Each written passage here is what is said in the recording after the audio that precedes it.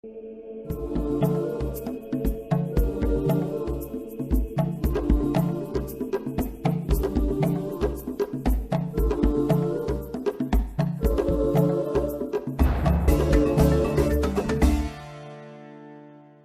there and welcome. I am Samson Websi in Yaoundé with the entire production team of Political Focus. Cameroon's decentralization process came under the spotlight during the week when the different stakeholders met in Yaoundé for their Pioneer General Conference on Local Government. The mayors, government delegates, experts and senior officials of the Ministry of Decentralization and Local Development for 2 days reviewed the progress made and explored the avenues to fast-track the process. For ever since the decentralization process in Cameroon entered a decisive phase in 2004, certain legal and administrative drags have slowed down the transfer of powers and resources from the central government to the local councils. This situation made the local council authorities to only look up to the central authorities for the means to handle even the most basic problems. This continued until last year 2018, when the head of state created a separate ministry in charge of decentralization with the mandate to give the decentralization process in Cameroon a new momentum.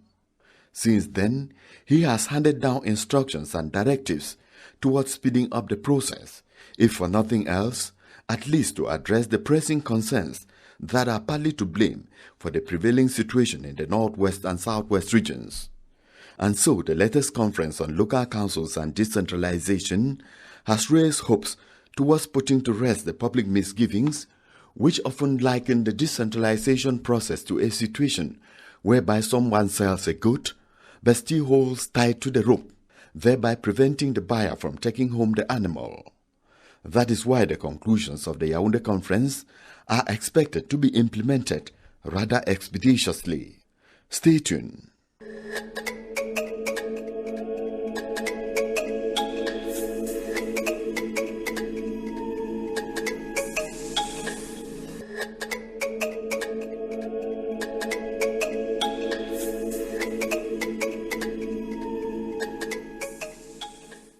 Welcome back. One of the major news events of the week was the Pioneer Local Council General Conference that took place at the Yaoundé Conference Center. The meeting brought together mayors, government delegates, local government experts and other stakeholders in Cameroon's decentralization process. It took place against the backdrop of recent presidential directives to fast-track the transfer of powers and the corresponding resources from the central government to the different local councils. Sam Bukuba puts the Yaoundé conference and the recent presidential instructions into context. Cameroon's 1996 constitution in its Article 1(2) states that the country is a decentralized unitary state. 8 years later, precisely in 2004, there was a raft of laws to actualize the decentralization process, though the effective implementation of decentralization is believed to be short of expectations. President Paul Biya has in recent memory made it a recurrent decimal in his public discourse. First, in his State of the Nation address on December 31, 2017, when he spoke about his intention to fast-track the decentralization process in Cameroon. My dear compatriots,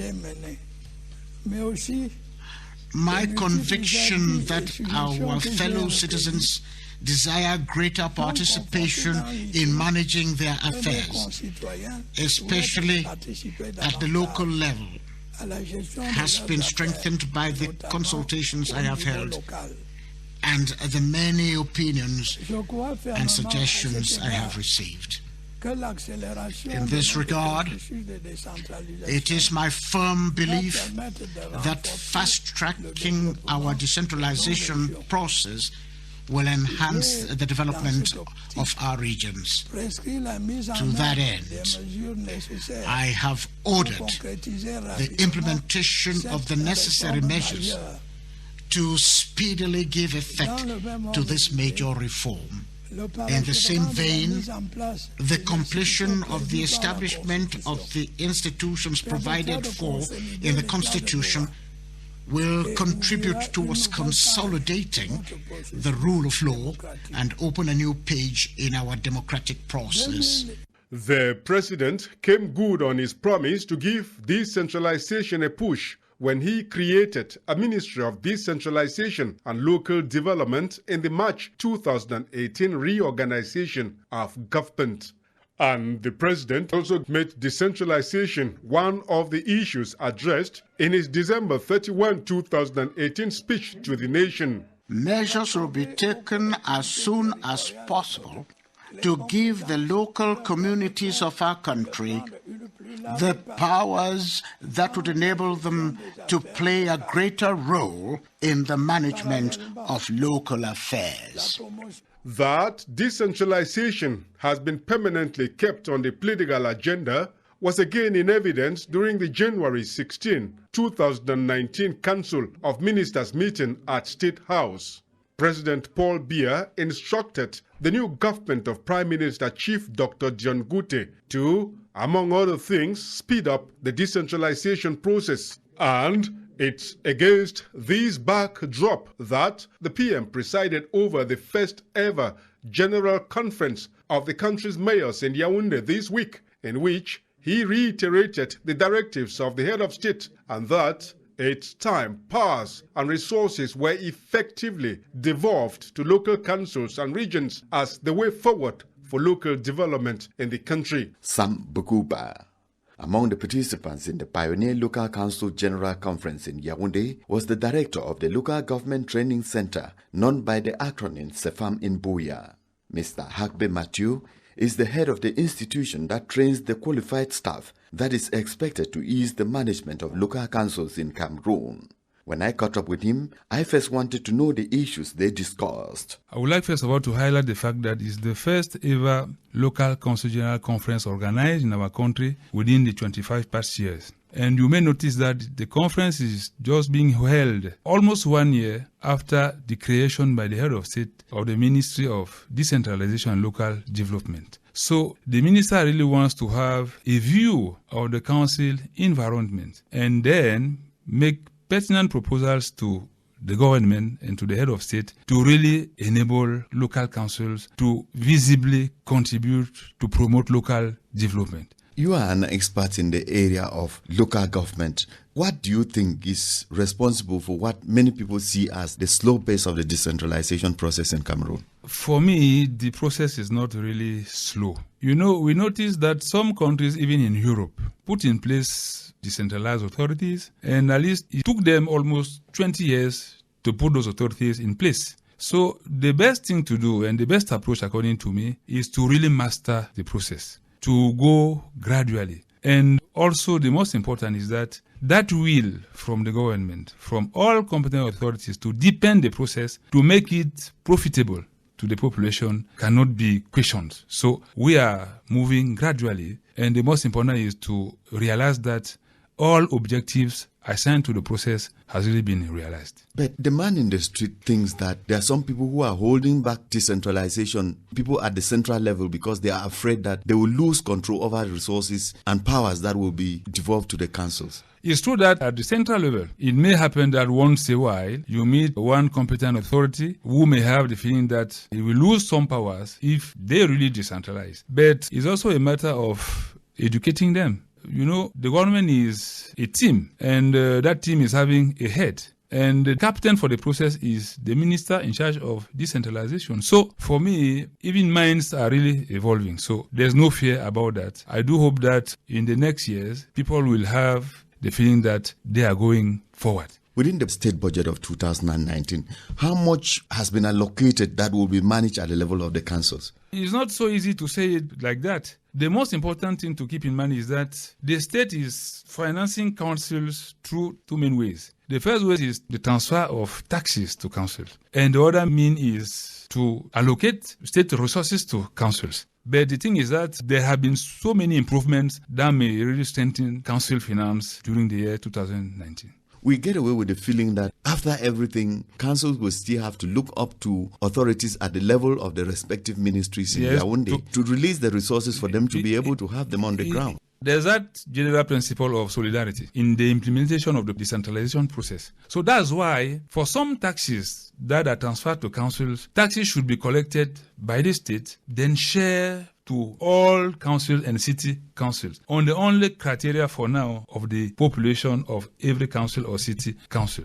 And for resources that are transferred within the framework of powers devolved upon councils, the money is the money that was managed by the state at the time the state was exercising those powers. And that money has to be transferred to councils on a yearly basis. The state is a whole. The state is an entity. And councils are public bodies created by the state. And the state has that duty to really make sure that all resources are properly collected and that resources are allocated to councils to enable every council to be well managed, to really promote local development, taking into consideration the population. So as at today, what progress do you think has been made in terms of decentralization in Cameroon? You know, some African countries are really admiring Cameroon because at least our councils and city councils are really autonomous, financially speaking. Even though some resources are already said are collected by the state and later on distributed to councils, they freely adopt their budget and they are free to manage that budget. The only role that the state is playing is to supervise, is to control and to make sure that resources are properly used. And they also empower councils to collect themselves some resources at their own level.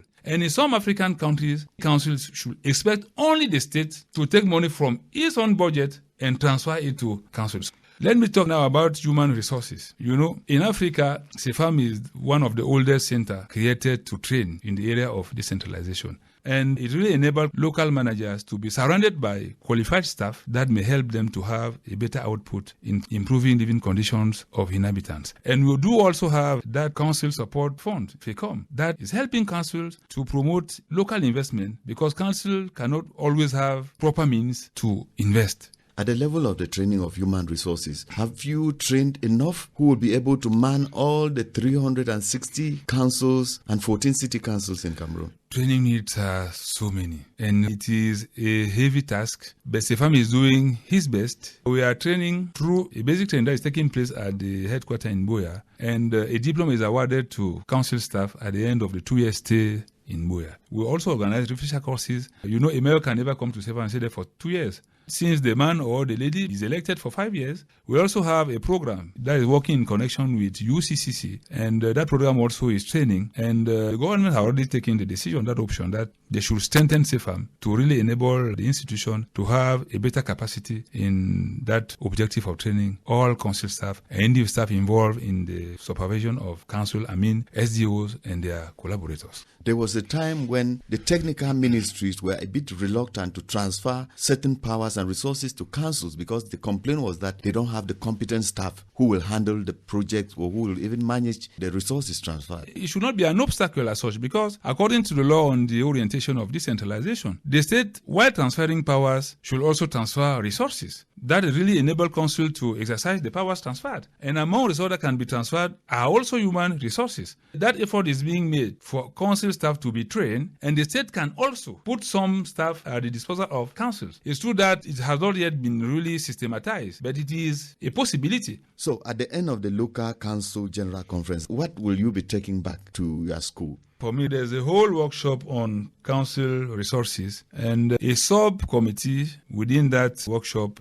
targeting council human resources. Even the Prime Minister said it in the opening speech. They may look for a way to enable all training institutions and mainly CEFAM to really have that capacity of reducing those training needs. So we really hope that this conference will be useful for human resources that have to help mayors, government delegates to carry out their heavy duties. Hakbe Matthew, Director of the Local Government Training Center, CEFAM in Buya. If you are just tuning in, this is Political Focus, coming to you from the national station of the CRTV in Yaoundé. We will be back after the news.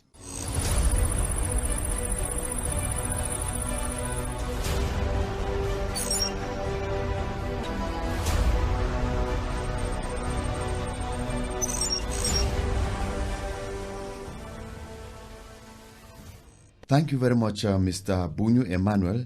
You are the Secretary General of the Union of Councils and Cities of Cameroon for the Northwest, and it's a pleasure to have you on Political Focus. Thank you very much.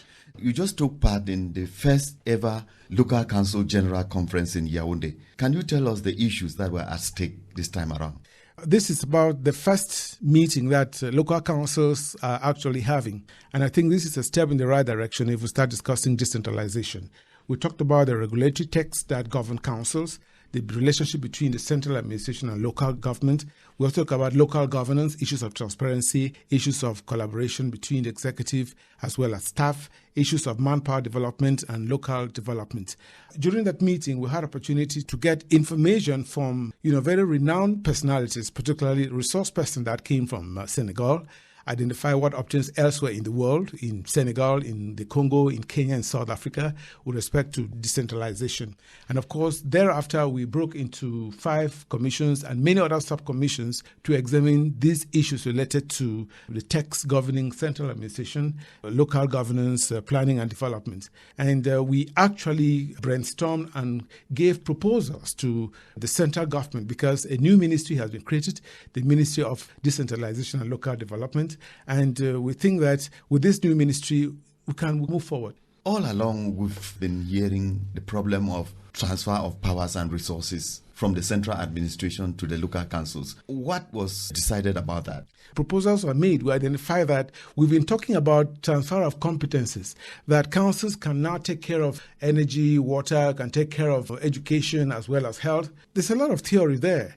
But when you give competencies, you must also give resources. If you come to most local communities, you discover that there's every good intention to make sure we improve the health of the people and that the schools are not only built, but are equipped and staffed. But there's a mismatch between the competence and resources. We're talking here about financial resources as well as human resources. Financial resources, the councils depend to a large extent on the market tolls, but you can't run a council on market tolls. Because we don't have any other enterprise, any other business where we get revenue to run the councils. And we depend, by and large, on income that is coming from the Council Support Fund, what we call FECOM. And if this money does not come on time, we are handicapped. As we speak, the third quarter of FECOM is not yet available to the councils. And of course, this makes it really, really very difficult. And when councils become indebted, the impact on the ground is definitely very felt. So we are saying that it is very important to reduce the mismatch between competence and resources. In this case, suggesting that if at least 10% of the national budget were allocated to the councils, we can say we're going somewhere. Government has begun by making allocations of 100 million. Well, this is just the beginning, but this is like, a drop in the sea, so to speak. It's a step in the right direction, but this is grossly inadequate because it will be relevant for the councils to know precisely where we're going. And not just make declarations of intent. We were made to understand that at the beginning of the 2019 financial year, you have at least 2 sources of financing for the local councils. You have revenue that you can generate, and then you have revenue that will come from the central administration. Yes, the state says they're going to make available 100 million to the councils for the beginning. Councils should also look for ways of generating or collecting local taxes in order to survive. But to my mind, this is not strong enough because we're talking about projects. If you have to get a project financed, the project must be matured. Matured means you need to do the feasibility studies and pay for it. This means that we also need manpower.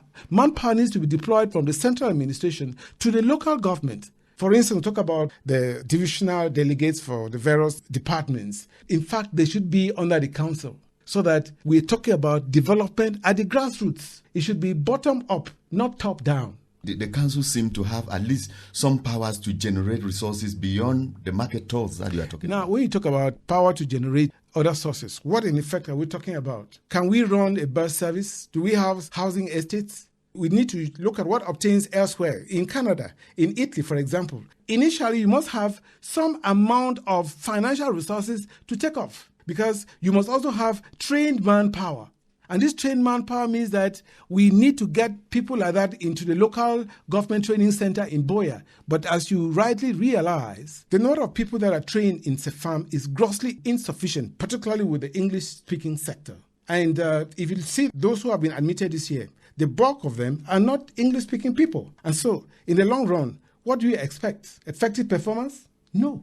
But councils have the power to send their staff to be trained in the local government training center. Yes, we talk about councils have the power. They would launch an exam and say council staff should write. And when they write, they say, well, they have not succeeded, they have failed. If they have failed, they have failed. So, in fact, we are now looking at the best that will get inside. But quite often, it is not the best that becomes performant. It is what gets in, refines itself, and then we can now use them locally. Because you may have people who have probably left the university and the like. We are not even qualified as mayors to employ those people who need ministerial leeway for employment. So those are the issues, like we said, there were regulatory texts that were examined and proposals were made so that we can be sure that the councils are going forward. A ministry has been created in charge of decentralization and local development. The ministry is barely about a year old. Not long from now, you may be having staff from that ministry, and you may be having even more support than what you had in the previous years. Of course, that's our view. We don't want to be pessimistic, as it were.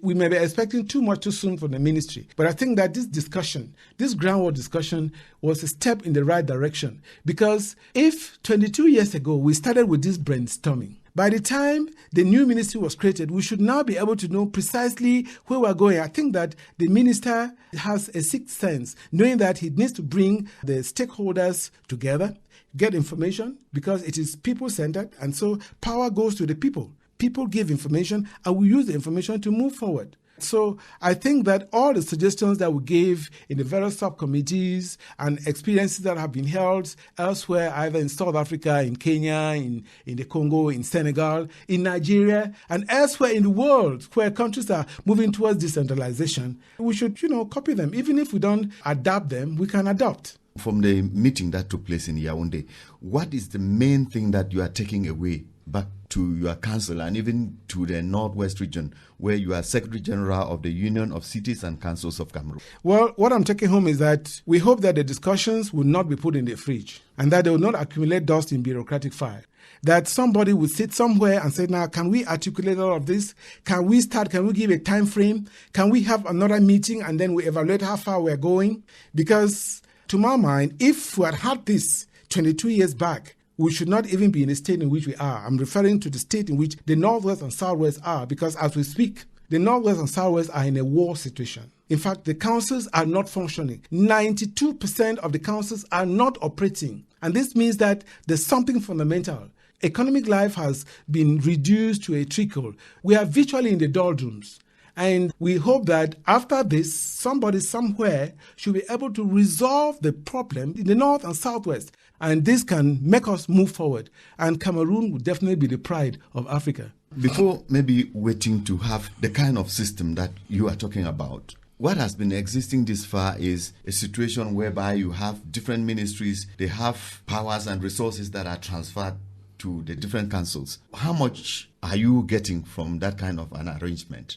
Well, I wouldn't say we're getting much from that arrangement. We're talking about competence on paper, that you are in charge of education, you're in charge of health. But what is the means of making sure you implement that? I'll give an example of the school system. In my council area, at one time, I decided to employ volunteer backup staff, about 30 volunteer backup staff, in a bid to reduce the mismatch between the teacher-student ratio. Because in most schools, primary schools, you would find one head teacher who would teach from primary 1 to primary 6. And the rest of the staff are some warm bodies in classrooms, so to speak, people you just pick around and say, well, can you keep the classes going? So we now try to have some people who were trained for grade 1 and say, well, because of our means, we're going to pay them a token appreciation of 25,000. But that did not work because the labor told us we are not working within the minimum wage requirements. Accordingly, we trimmed down the number, and this means most of the other classes remain empty. This is just an isolated case. You go to a health center, and you have the chief of center, who is the only trained staff, and you have some support staff that are doing their best. They may be doing the best of a bad job, but they're doing it. And you also imagine that we need to employ staff, but what is the means? So I was talking about this mismatch between competence, which is declaration of intent, and resource, which is financial and human. At the end of the day, are you in the councils not expecting too much from the central government in terms of the resources that should come to you? I mean, the financial resources and the human resources. I don't want to think we're expecting too much. When we draw a budget at the National Assembly and we talk about we want Cameroon to emerge by 2035, is that emergence going to be by a decree? Far from it. It has to begin from the base. That's why we even talk about articulating council development plans for each council.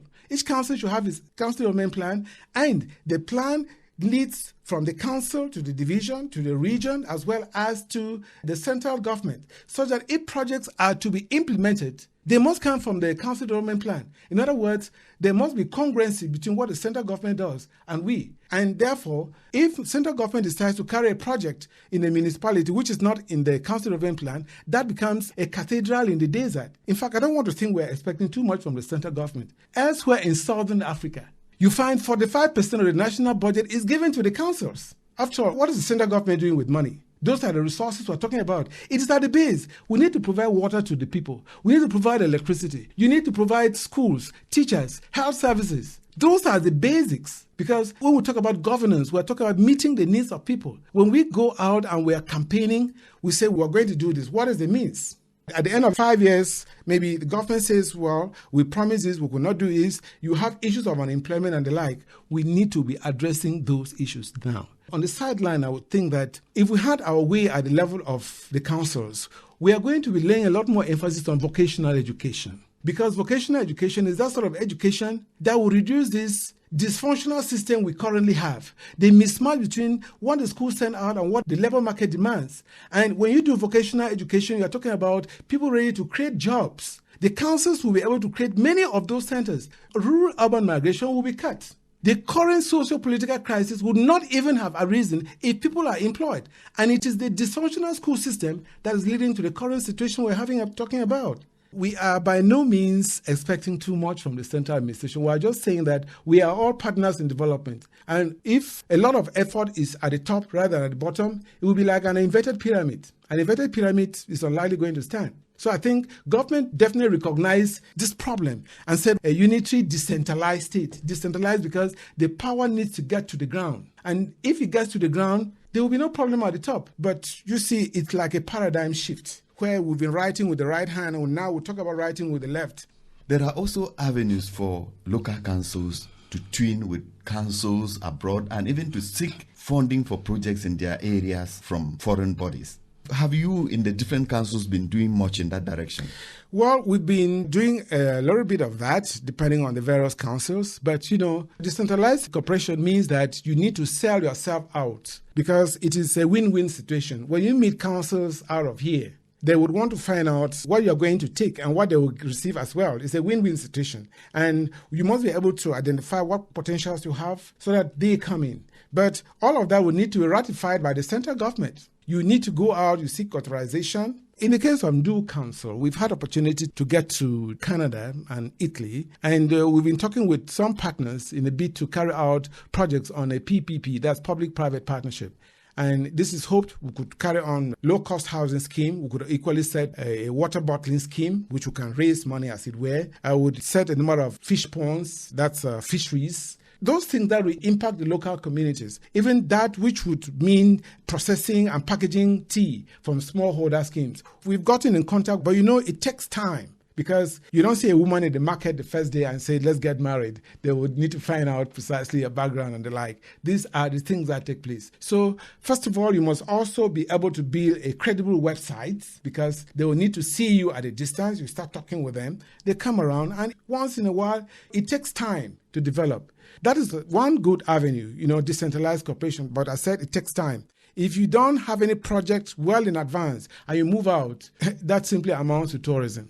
After the Pioneer Local Council General Conference that held in Yaoundé, what future do you see for decentralization in Cameroon in the coming months, in the coming years? When I listened to the Minister of Decentralization and Local Development, somebody asked him about timeline. Need to get the information, brainstorm on it, then produce a blueprint. And I only see a situation maybe during the next mandate of the next council, because it may be too early. We may be expecting too much too soon, because that may require some time. I want to be quite optimistic that things will never be the same again. because the head of state equally made allusion to fast-forwarding the decentralization process. It means that somebody was definitely pulling the strings. Fast-forward means that, can we make it go further? Can you prevent the old habits from remaining the same? Can we do a change around? And if all of us do that, maybe with training at the local level, because that is also going to be a key factor. Mayors requiring some training. Mayors, deputy mayors, in fact, council executive, because there's no school for mayors. And this means that it will be important that on election of mayors, the first 6 weeks should be devoted to training so that they avoid making mistakes in detail.